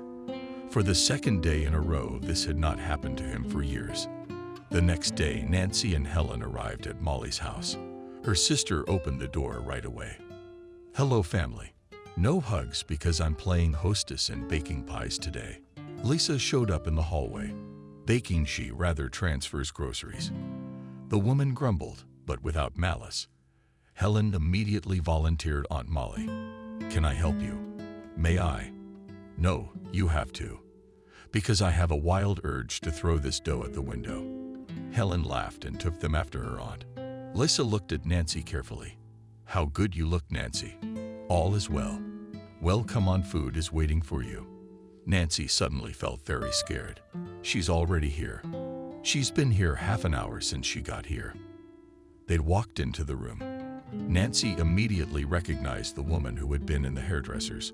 I looked at her closely, then reached into a black bag and pulled it out. Oh, that's my wedding bouquet. She sighed. I should have thrown it away a long time ago. You've ruined your life. I don't feel sorry for you. So throw it away. Why do you keep dried flowers? Because they're not just dried flowers. They're your destiny. The bouquet was supposed to go to one of the girls. You dropped it and forgot. Nancy said uncertainly. But they're really just flowers. Just flowers, they are before the wedding. Well, and afterward, if you do it right. But for now, they're in the bride's hands, so your destiny isn't complete in them. You threw them under your feet and trampled on your destiny. But no, I'm fine. Why did you call me here to listen to your lies? Nancy, shut up. Yes, that woman with the piercing and black eyes was absolutely right. Your sister should have caught your bouquet. Only you did the wrong thing. And all your life you've regretted marrying him. Only you've only recently been able to admit it to yourself. I kept him. That's why my love life didn't work out, although I don't regret it at all.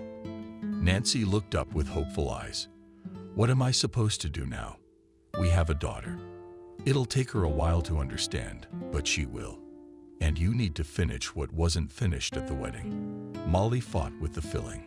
The first batch of pies was already in the oven. The second batch was to be jammy. She wasn't the least bit worried about not being able to hear what was being talked about in the room. Knew for sure that if Nancy didn't, her mother would tell her everything. Molly, the woman, shuddered and turned sharply.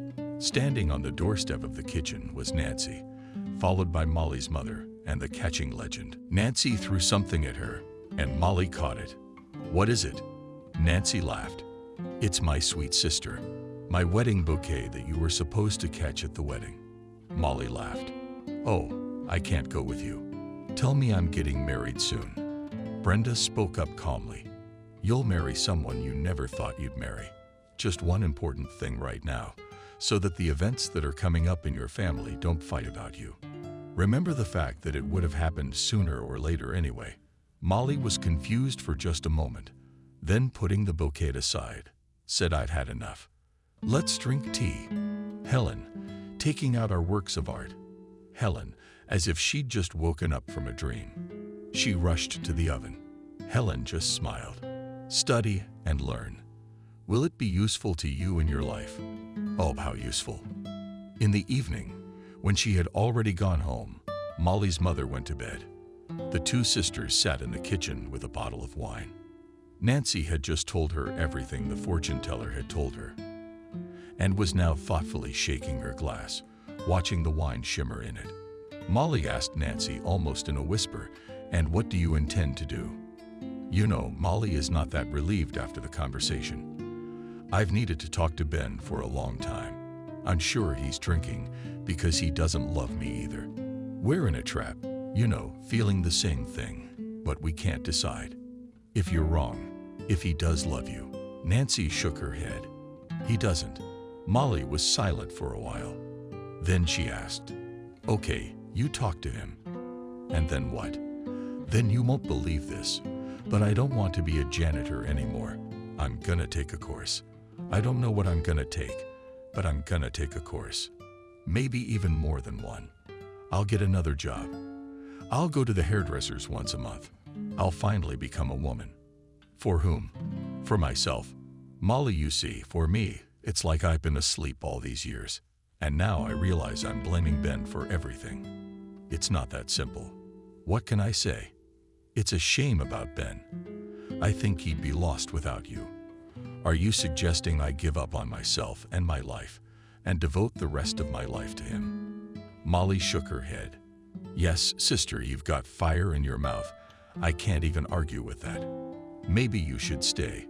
It's too late for that. Even though it's a small town. Thank God there's no problem with cabs. The cab came surprisingly quickly. Nancy got into the car and said, "Wow, I've never driven a car like this before." The driver of the cool car smiled embarrassedly. "You see, I'm not a cab driver, but it's so boring at home in the evenings that I decided to do it. And you know, it's a very interesting profession. It turns out that so many people want to talk to a stranger." Nancy laughed out of the blue. "Oh, I'm definitely not going to tell you anything, because you won't believe me anyway." The man smiled at her in the mirror. "Where do you order me to take such a beautiful lady?" Nancy was embarrassed, gave the address. The man turned to her in surprise. "I'm sorry, I'm not mistaken. Did the compliment make you blush? I'd kill your husband and all the men around him." They drove to Nancy's house in silence. As she was getting out, the man handed her a business card. "Here you go. If you ever get lonely, you call. We'll go for a ride. Have a cup of coffee." I realize this all sounds weird, and I'm probably not at the age to ask you out like that. But I don't know what else to say to see you again. Nancy, who didn't want to take the business card, held out her hand first. I'll be sure to call you.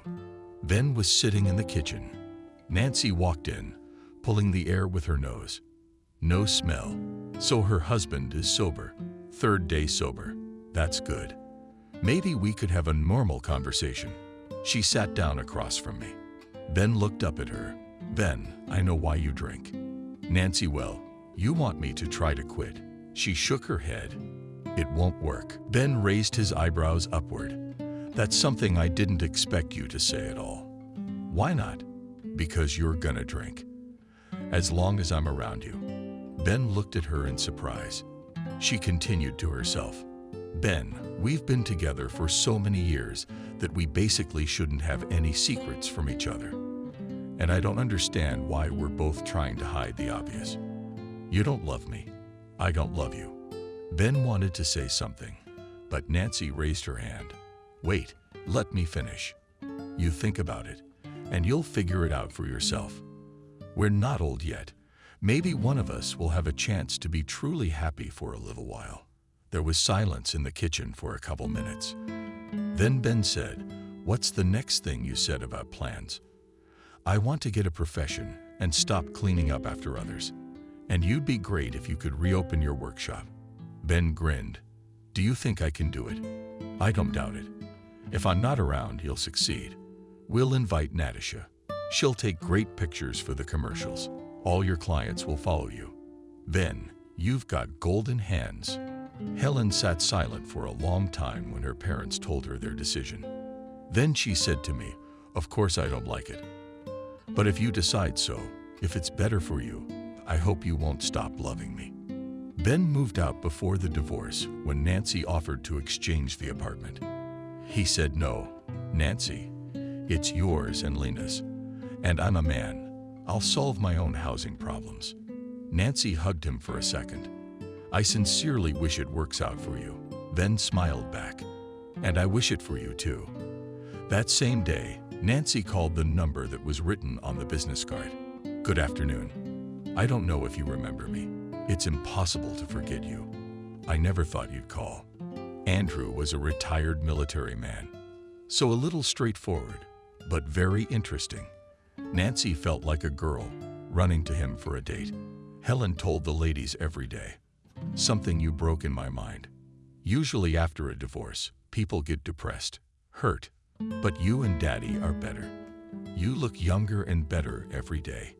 Daddy's taken over the workshop, so he'll soon outdo his former master." Nancy immediately sat down opposite her daughter. "Helen, it's true. I'm so happy for him. You just can't imagine." Helen waved her hand. "Why not?" "Well, the Jackdaw's parents are divorced, too. It's been a year, and they've been spitting at each other. But in our family, it's the opposite. You're enjoying each other's success. That's our family. It's the opposite. By the way, Aunt Molly is helping Daddy a lot. She's got a whole ad campaign going. I didn't realize. I should call and thank her." Helen looked at her strangely, grinned and said, "Call, of course." Nancy didn't like to put things off, so she called her sister Molly in the evening. She didn't pick up for a long time, but finally answered. She sounded kind of doomed. "Yeah. Hi, Nancy. Hey, what's with the dying voice? Some rich fiancé didn't pay you again?" "No, I haven't photographed a wedding in 2 months." "What's wrong, Molly? You're the recognized wedding general." Nancy was really worried. "Molly, why don't we meet somewhere, sit and talk? Let's do it." Molly's voice was full of doom. Nancy hung up the phone and began to pack quickly. What kind of sister was she? Because of her new relationship, she didn't even ask how Molly was doing. What if she had something serious going on? It's true what they say, happiness blinds the eyes. Molly was sitting at the table, and Nancy noticed that her sister had lost some weight. Though she'd always looked good, now she looked like the cover of a magazine. Nancy had just sat down when she noticed a ring on her sister's finger. "So you didn't even tell your sister you were getting married?" "Well, I would have. I'm just going to." I can't hear the joy in her voice. "Don't you love him? Or does he love you?" "Does he love me?" "And I love him. I love him very much. I never thought it was possible to love like that in my life. I prayed on the walls. Is he married? No, not anymore. Then I don't understand what's wrong. Why do you look like you're committing the crime of the century? Molly looked up at her quickly. That's exactly what I'm doing. Molly, stop talking in riddles. Spit out who he is, and why are you in so much pain? Molly took in a chestful of air. Nancy, I apologize in advance. I didn't know it was even possible. I've known him forever, and I'm just now realizing that he's mine, that he's meant for me. Nancy even slammed her hand on the table. Molly, stop with the romantic nonsense. Just tell me what's going on. If he's hurting you, just tell me. Is there someone to stand up for you? It's Ben. That Ben on the wall immediately realized what Molly's sister was saying to her. What does Ben have to do with this? I said, who is he? I said, it's Ben. There was a pause at the table, and Nancy was a little taken aback by the news. I remembered the fortune teller's words about not fighting amongst themselves. Do you really love him? Molly just nodded. And yes, he's somewhere under the cafe window right now worrying about how our conversation is going to go. Nancy became Molly. Let me give you a hug. I guess you really are his muse. He can do what he can't do with me. Molly looked at her in amazement. You're not offended? Of course not. I'm glad. Now everyone's settled. I don't have to feel guilty anymore, and I can give Andrew my consent. He was tired of waiting for me to get married. They hugged each other and didn't immediately notice that someone else was standing next to them. When they turned around, the sisters' eyebrows crept upward in unison. Vanessa was standing next to their table, supported by an imposing man in a tuxedo. Hello. I see I'm not the only one affected by the completed bouquet. Nancy Molly nodded at the same time, smiled. Well, I wish you happiness. It's all right now. Every tree is yours. I'm getting married too. Legend smiled a prefabricated smile that was completely out of character. And they walked towards the exit. The sisters looked at each other and laughed. They felt so at ease, as if they had really corrected some long-standing mistake. The only thing they agreed on was that at their wedding, they would be very attentive to their bouquet. Life goes on, and I don't want to experiment anymore. I want to live in happiness and love.